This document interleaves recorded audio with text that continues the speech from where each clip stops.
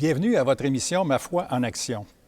Je suis Daniel McMahon, diacre permanent de Nicolet, et aujourd'hui nous sommes à la cathédrale de Nicolet pour accueillir notre nouvel évêque, Monseigneur Daniel Jaudoin, qui a accepté notre invitation.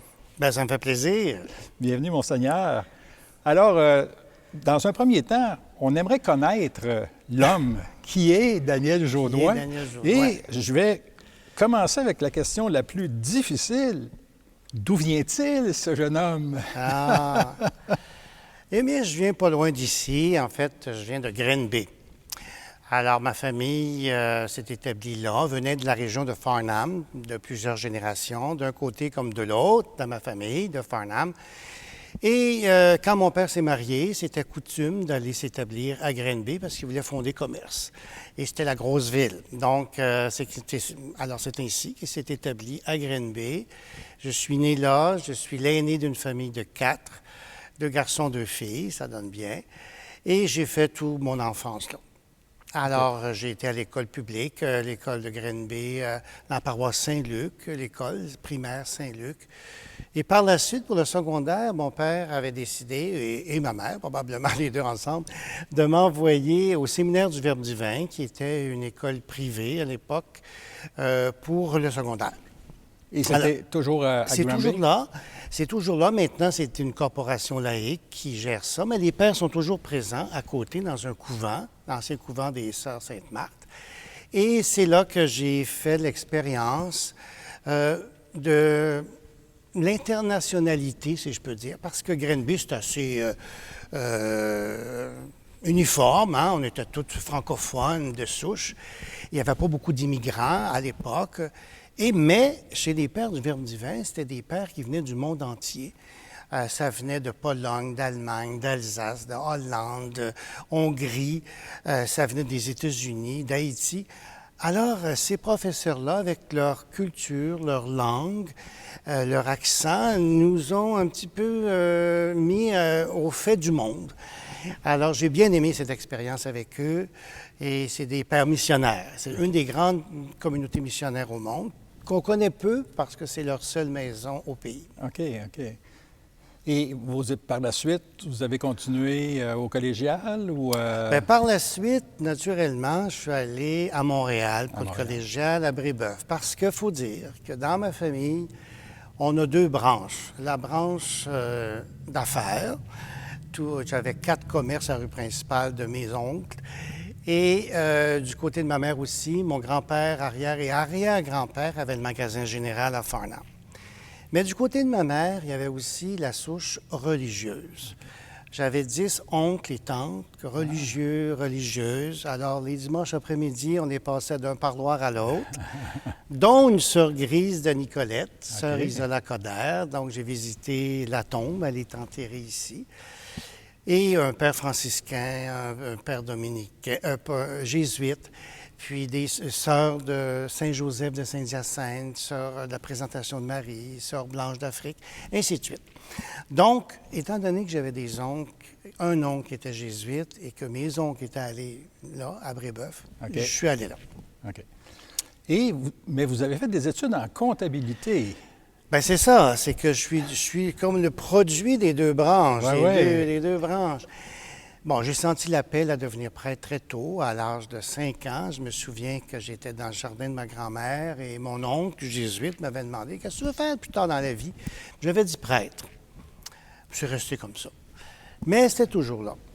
Alors, arrive le cégep, je fais le cours, je voulais aller au séminaire, mais c'était à l'époque un petit peu trouble dans l'Église, c'est-à-dire qu'il y avait beaucoup de gens qui sortaient à l'époque, des communautés religieuses. Et là, mon père avait dit, « Bien, écoute, fais une profession, t'es jeune, t'es tout jeune, à 18 ans, c'est trop jeune pour entrer, prendre une décision comme ça. Je vais tout payer, je vais tout faire, puis fais un cours, puis après ça, si à 22, 23, 24 ans, t'es encore décidé, ça sera toujours le temps. » Bon, ben moi, oui.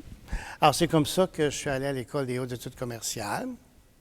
J'ai fait mon cours en administration, comptable agréé ensuite dans une petite firme de Côte-des-Neiges qui s'appelait Limpen Ptag Benjamin Small and Cohen. Alors, j'ai fait connaissance avec les Juifs. Voilà. Alors, comment ils agissent, premier contact aussi avec cette culture juive. Puis ensuite, j'ai fait un MBA, un Master Business Administration, avec des classes plus petites. Ouais. Et c'est comme ça qu'après ça, bien là, j'avais toujours l'intention... L'appel était toujours là. L'appel était toujours là. Puis j'ai dit, bien, ça ne coûte rien de répondre à cet appel. Ouais. Alors, c'est ainsi que j'ai répondu. OK. Alors, on a 2 points en commun, d'une certaine façon, parce que moi aussi, j'ai une formation de comptable. Bon. Et je suis diacre maintenant. Alors, on est un petit peu le même produit, là. Il y a un peu de similitude dans nos parcours. Il y a de la similitude et des affinités à ce niveau-là. Une fois que vous avez été ordonné, vous avez œuvré dans quel coin? Est-ce que vous êtes retourné dans votre coin familial? Ou... non, finalement, j'ai été ordonné dans le diocèse de Sherbrooke, en Monseigneur Fortier, après un stage dans une paroisse, parce que j'ai été en stage aussi dans d'autres paroisses, là, dans le bout de Bedford, Farnham, tout ça. Mais j'ai été en stage, en particulier à Saint-Joseph de Sherbrooke, une paroisse assez pauvre, mais tellement humaine, tellement chaleureuse que j'ai bien aimé ce stage, de quelques mois par contre. Et tout de suite, Monseigneur Fortier m'a ordonné prêtre. Et là, naturellement, il m'a confié des paroisses comme curé. Et c'est très important pour nous. Les premières cures, c'est toujours nos paroisses favorites. Et j'ai adoré être curé à Amenard, Saint-Fortunat, Notre-Dame de Ham et ensuite Saint-Julien. J'étais là 6 ans. Monseigneur Fortier, mais j'ai dit... C'est où ça? Je ne connaissais absolument pas celui-là. J'ai dit, c'est où ça? Ah, il m'a dit, tu vas voir, c'est dans le nord du diocèse. C'est des paroisses merveilleuses. Et puis ça s'appelle la Petite Suisse du Québec. Tu vas voir, c'est extraordinaire. Et de fait, c'est beau. La nature est enchanteresse. Et les gens sympathiques, des petites communautés, hein? 250 habitants, Saint-Fortunat à l'époque, Amenard 895, Notre-Dame de Ham 350, puis Saint-Julien 450. Mais ça a été une belle expérience pastorale et j'ai appris à être pasteur avec eux. Et je les oublie pas, puis ils ne m'oublient pas non plus. Vous avez gardé des amis. J'ai gardé des amis et c'est de là un peu que j'ai connu un petit coin du diocèse de Nicolette, c'est-à-dire la région de Victoriaville. Parce que lorsqu'on est là, à Amenard, on va toujours à Victo. À Victo, pour oui. tout. Les hôpitaux, le centre d'achat, le salon funéraire, les restaurants, peu importe. Alors, on est toujours là. Et c'est comme ça que j'ai connu un petit peu la ville de Victo. Et j'ai aussi, à l'époque, on m'a mis comme prêtre sur le comité d'éducation chrétienne de la commission scolaire de Victoriaville. Parce que les écoles étaient encore confessionnelles, de 1994 à 2000. Et c'est comme ça que j'ai connu, parce que les jeunes, mes enfants de ces paroisses-là, étaient à la commission scolaire de Victoriaville. OK. Et c'est comme ça que j'étais là. Et j'ai connu les prêtres de la région de Victoriaville qui œuvraient dans les paroisses dans ces années-là. C'est ça. Ouais. Donc, c'était votre premier contact avec une parcelle du diocèse de Nicolette. Une parcelle du diocèse, et j'ai encore rencontré des laïcs que j'ai travaillé avec. C'était très agréable. Les gens qui nous écoutent, le processus pour devenir évêque, c'est une boîte noire pour les gens. Pouvez-vous nous expliquer un peu comment ça arrive? Est-ce qu'on postule pour être évêque? Comment ça fonctionne? Bien, José, c'est mystérieux même pour nous, là. Même pour nous, c'est mystérieux. En fait, lorsqu'on est nommé évêque, on est les derniers avertis. Ce qui se passe, c'est que le nonce, qui est le représentant du pape au pays, qui demeure à Ottawa, fait régulièrement des listes de prêtres qui pourraient éventuellement être évêques. Alors, les évêques envoient des noms. Et là, quand c'est le temps de pourvoir un poste, il y a des diocèses qui sont vacants, ils regardent les besoins de ce diocèse. Et ensuite, ils regardent les candidats potentiels avec leur passé, puis leur pedigree un petit peu, leur curriculum vitae, puis on dit peut-être que lui pourrait faire là. Et là, ils déclenchent une enquête. Alors, ils envoient tout un questionnaire de, je ne sais pas combien, 3 ou 4 pages de questions, à des prêtres, à l'évêque d'abord, à des prêtres, à d'autres évêques, à des professeurs, à des personnes qui travaillaient avec lui dans les paroisses. Et c'est ainsi que, avec tous ces questionnaires remplis, que le nonce fait son idée. Il dit, bon, bien, il y a ça, il y a ça, il y a ça. Puis ensuite, bien, il fait plusieurs candidats et il en choisit 3.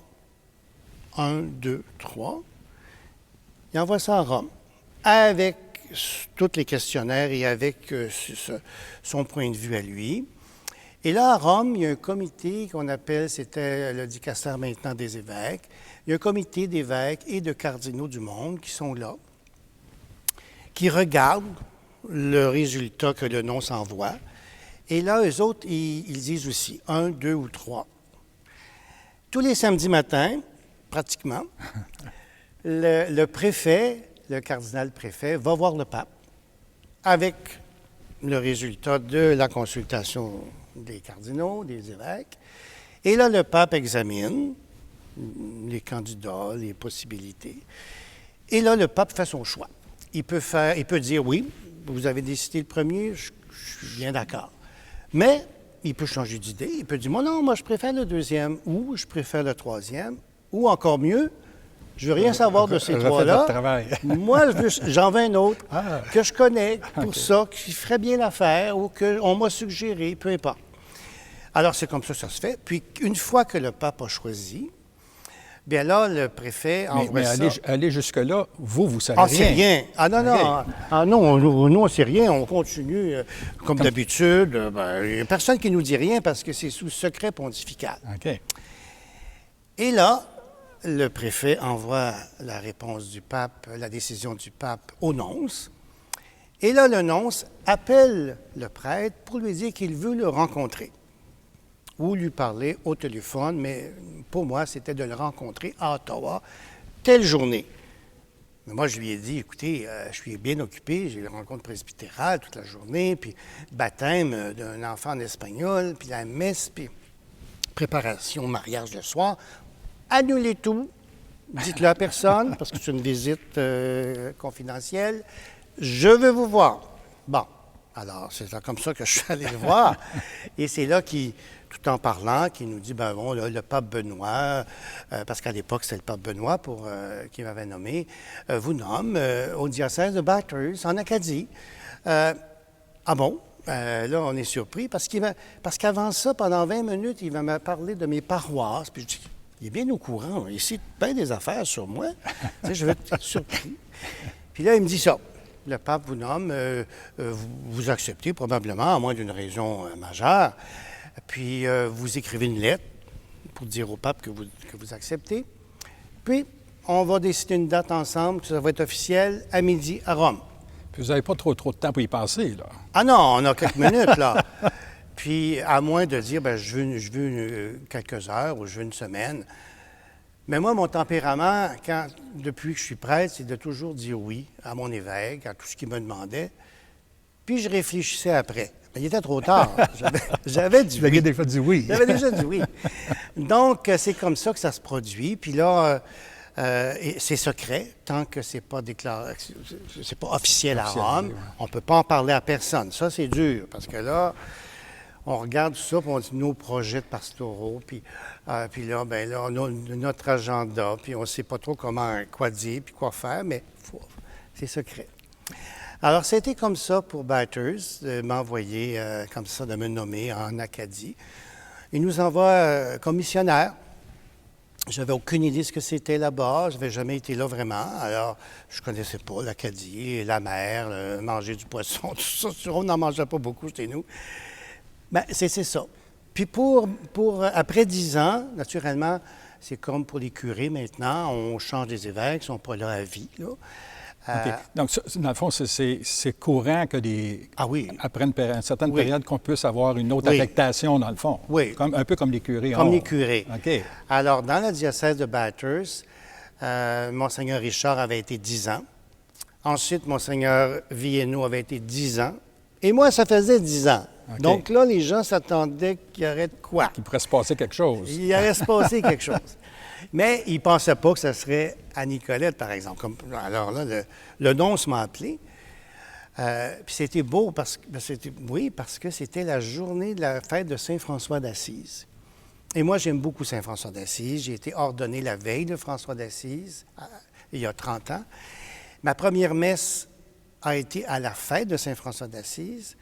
Et là, le 4 octobre, à l'heure même où il y a 30 ans, je célébrais ma première messe, le nonce m'appelle pour me dire que le pape François me nommait à Nicolette.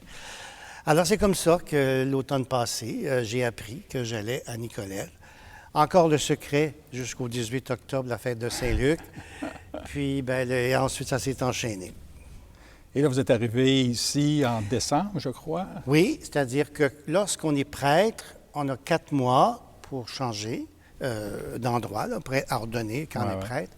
Lorsqu'on est déjà évêque, on a 2 mois. OK. Donc, j'avais 2 mois, octobre, novembre, décembre, là, pour me rendre jusqu'ici, puis commencer mon ministère ici, par pas une ordination, mais une installation, qui est différente parce qu'on est déjà évêque. OK. C'est comme ça que ça se passe. Alors, pour nous, c'est toujours un choc, parce qu'on n'est pas préparé à ça. Mais il faut avoir l'esprit missionnaire, l'esprit de s'adapter. Et moi, comme je savais que Nicolet, c'est un très beau diocèse avec du bon monde, je dis, il n'y a pas de problème là. Depuis que vous êtes arrivé, vous avez eu le temps, est-ce que vous avez eu le temps de faire un peu le tour du diocèse ou... Bon, il y a eu d'abord, arrivé à Noël, c'est toute une histoire. Voilà, tout le monde est bien occupé, là.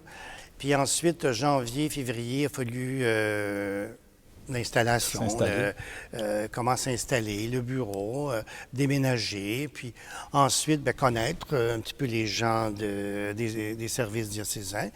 Mais à partir de mars, là, j'ai commencé à visiter toutes les paroisses. Je tenais à visiter toutes les paroisses, au moins une petite visite pastorale brève, mais être là. Ce que j'ai fait. Alors, j'ai visité toutes les paroisses. Il m'en reste une que je vais faire bientôt. Puis ensuite, c'est enchaîné Pâques avec la Semaine Sainte et tout. Puis ensuite, c'est enchaîné toutes les confirmations qui m'ont donné encore l'occasion de retourner dans beaucoup de paroisses et de célébrer les confirmations. Et pendant l'été, j'ai participé à certaines activités paroissiales qui m'ont fait plaisir. Donc, le Power à Odanak, ou par exemple, la messe pour les travailleurs saisonniers en espagnol à Saint-François-du-Lac, ça aussi. Belle participation de ces travailleurs. Donc, c'est des activités. Aussi, visiter les communautés religieuses, les Sœurs Grises, les Frères de la Charité, les Sœurs de l'Assomption. C'est important d'être là comme évêque avec eux. Alors, j'ai déjà commencé, puis je vais poursuivre naturellement, parce que comme ancien curé, parce qu'en plus de Amnor et tout ça, quand je suis revenu des études à Rome, parce qu'après Amnor, Saint-Fortuné et tout ça, l'évêque m'a envoyé à Rome. Encore une expérience internationale, connaître des prêtres, des religieux, des laïcs du monde entier, à étudier à la grégorienne. Bien, quand je suis revenu, l'évêque m'a nommé à Saint-François d'Assise, à Fleurimont, la toute nouvelle paroisse de Sherbrooke. Puis ensuite, on m'a donné 3 autres paroisses, Sainte-Famille, Assomption, Saint-Sacrement, puis Saint-Philémon de Stoke, toutes dans l'est de Sherbrooke. Et on a formé la nouvelle paroisse du Bon-Pasteur. Et c'est de là que j'ai été nommé évêque à Bathurst. À cette époque-là, est-ce qu'on parlait déjà d'unité pastorale ou c'était encore des paroisses distinctes, mais un prêtre pour un certain nombre de paroisses? Disons que j'ai une vaste expérience à ce niveau-là. L'Église a évolué très vite en quelques années. D'abord, j'ai été curé des petites paroisses qui étaient presque individuelles. Ensuite, j'ai été curé de paroisses dans unité pastorale. Puis de l'unité pastorale, on a formé à Sherbrooke la paroisse du Bon-Pasteur. Donc, j'ai connu toutes les étapes. Et j'ai connu aussi d'être curé en région, milieu rural, et en ville, qui n'est vraiment pas la même chose. J'ai vu la différence. Donc, j'ai une belle expérience sur le terrain avec les gens, puis c'est ça que j'aime. Comme évêque, ça me manque. Ça me manque parce que l'évêque, il est un petit peu plus haut, alors c'est plutôt des choses protocolaires des fois, ou des confirmations, ou des célébrations de centenaire, des choses comme ça, spéciales. Mais d'être avec les gens tous les dimanches, les mêmes personnes, c'est un aspect du pasteur là, qui me manque. Mais avec les années, on vient connaître un petit peu les gens du diocèse. Pas si gros que ça. C'est pas New York. Lentement, mais sûrement. Lentement, mais sûrement. Vous avez été en Acadie, donc vous avez pu vivre l'expérience de la foi dans un milieu à la fois francophone et anglophone, ou majoritairement francophone? Bien, les gens se figurent que l'Acadie, que le Nouveau-Brunswick, c'est anglais-français. C'est vrai que c'est une paroisse c'est une province officiellement bilingue, mais en fait, dans les faits, non. Le diocèse de Bathurst est à 95 français. Ah oui. Et il y a seulement 5 d'anglais. Et tout se fait en français, finalement. Okay. J'avais quelques petites paroisses anglaises où là, je parle anglais, mais le reste, toutes nos réunions, les prêtres, tout ça, c'est tout en français. Okay. Donc, c'était un milieu francophone de souche, avec une mentalité vraiment de famille et avec toute une histoire, naturellement, qu'on connaît. Et encore des batailles. Il faut encore se battre pour notre foi, pour notre langue là-bas. C'est pas évident. Non. Mais je suis rentré dans le mouvement avec eux à ce niveau-là. Donc, c'est eux qui m'ont aussi formé à être évêque parce que je n'avais jamais été évêque. Oui. Il n'y a pas de cours, là. On n'apprend pas à être évêque avec un cours. Tu es prêtre, tu es ordonné, puis là, pouf! Le lendemain, tu es évêque. Tu es évêque. Alors, mais tu dis, ben oui, c'est bien beau, mais on fait quoi, là? Alors, c'est un petit peu ça. Alors, c'est eux autres qui m'ont formé pour être évêque aussi. Okay. De votre passage à Bathurst, de quoi êtes-vous le plus fier? Vous dites, là, maintenant, j'ai déjà presque une année de recul. Oui. Bien, je suis fier d'avoir contribué à ce que les paroisses demeurent des paroisses très vivantes. Quand je suis arrivé, j'ai fait la visite pastorale de toutes les paroisses, parce qu'eux autres, il y avait des unités, mais c'était encore un petit peu séparé. J'ai fait toutes les communautés. Il y avait une soixantaine qui étaient maintenant en unité, qu'on a fait des paroisses avec. Et je suis resté presque des fois 3-4 jours dans chaque endroit à connaître non seulement l'Église, les mouvements d'Église, tous les conseils, célébrer avec les gens qui célèbrent, mais aussi avec tout le monde, tout le village, les magasins, les commerces, les entreprises, sur le bateau avec les pêcheurs. J'ai tout fait. J'ai vraiment tout fait avec eux. Et ça m'a vraiment, dès le départ, mis les pieds là, sur le terrain et connaître un petit peu le pouls des gens, leur façon de penser, leur foi, bien simple. Et c'est ça qui m'a aidé par la suite. Donc là, moi, je suis fier, parce que c'était la première fois qu'on faisait une visite pastorale comme ça. Ah oui? Il n'avait jamais connu ça, même les curés. Ils ne savaient pas ce que c'était. Bon. Ça devait les déstabiliser un peu. Bien, c'est ça, déstabiliser un petit peu. C'est quoi, ça, une visite pastorale d'un évêque? Vous venez pourquoi? Là, il me regardait. Bien, juste pour être avec vous. Là. Il n'y a pas d'anniversaire, il n'y a pas de confirmation. Juste être là. Donc ça, je suis fier de ça, parce que ça m'a permis de garder un bon contact, de faire en sorte que les paroisses soient vivantes. Et aussi, on a une église, j'ai mis sur pied la friperie du Sacré-Cœur au sous-sol du centre communautaire. Il y avait beaucoup d'immigrants, des étudiants qui arrivaient pour les études, puis il n'y avait rien. Alors, on a décidé de faire une friperie au nom du diocèse, parrainée par le diocèse dans la ville de Bathurst, pour eux. Et c'est finalement, on a pris la relève de l'armée du salut, qui était là depuis 70 ans, mais qui ne pouvait plus continuer pour diverses raisons. Et c'est l'armée du salut c'est la première fois qu'on passe notre œuvre à l'Église catholique et qui nous ont supportés, aidés de toutes sortes de façons. Et je les remercie, parce que maintenant, c'est là. Puis aussi, je suis fier de la nouvelle église de Boc-à-Raquette, une église qui était une vieille église. Il y avait des comités qui se battaient pour réparer ça, mais c'était beaucoup de millions. Et finalement, le feu a pris, tout a été détruit. Et avec les gens, avec le montant des assurances, on a bâti une belle église, patrimoniale, parce qu'il y avait beaucoup de patrimoine, avec des vitraux, des bancs et tout l'ameublement d'autres églises qui fermaient dans d'autres diocèses, et un beau centre communautaire ensemble. Alors, les gens maintenant sont très fiers de leur église. Puis moi aussi, j'en suis fier, parce que c'est vraiment un beau modèle qui a été pensé pour aujourd'hui. Si vous comparez la fête acadienne puis la fête de la Saint-Jean au Québec, est-ce qu'il y a des similitudes ou ça me semble Deux grosses affaires. Bien, c'est deux grosses affaires. D'abord, pour des raisons différentes. Naturellement, vous pouvez savoir que nous, on fête la Saint-Jean-Baptiste, on fête le fait français. C'est sûr que l'aspect religieux s'est évaporé un petit peu ici. Là-bas, l'aspect religieux est encore un peu là, mais on sent que ça s'évapore aussi. Mais c'est le 15 août, à la fête de l'Assomption. Il y a des messes. Le chant national, c'est un chant religieux. Et ensuite, bien, il y a il y a des rencontres familiales et tout ça. Il y a le fameux tintamarre. À Caraquet, il y a 15 000 personnes, des fois, qui sont dans la rue. Quand les cloches sonnent, de 6 heures à 7 heures, ils sont tous déguisés, ça se promène, ça fait juste le long en large de la rue principale. Puis là, avec tout ce cas de bruit qu'ils peuvent faire, c'est pour signaler aux anglophones qu'ils sont toujours là. Ils sont toujours présents. Ils sont toujours présents. Alors ça, c'est une particularité. Puis naturellement, ils sont fiers de leurs racines, ils sont fiers de leur héritage. Puis c'est bien de le manifester de temps à autre. Alors, tandis qu'ici, bien, maintenant, c'est surtout de célébrer notre culture propre, de célébrer notre langue. Et il y a un fond aussi un peu religieux qui est là, qui est quand même là. Bien, vous savez qu'à Saint-Grégoire, ici, dans notre diocèse, la fête acadienne est aussi importante. On a une bonne souche acadienne. Bien, ça a été ma grande surprise. Quand je suis arrivé pour la première fois dans la région, je partais de Bathurst en auto.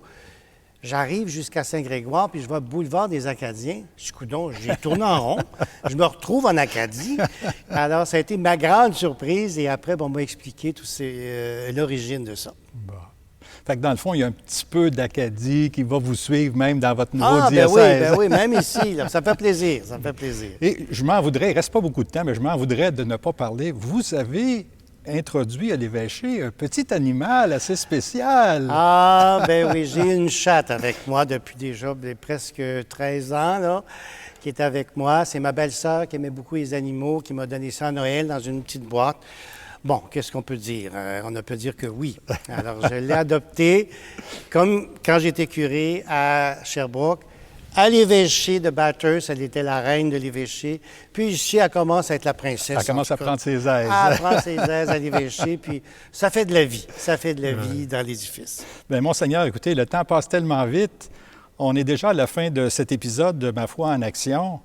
Je crois qu'on vous connaît un peu mieux, d'où vous venez et votre parcours. Maintenant, on aimerait ça peut-être poursuivre l'entretien, une deuxième émission, si vous êtes disponible, pour parler un peu plus de pastoral, de la vie de l'Église. Alors, je vous annonce déjà que le prochain épisode, nous aurons encore la chance d'avoir avec nous Monseigneur Jourdouin pour poursuivre cette discussion. Alors, merci de votre attention et on se revoit à très bientôt.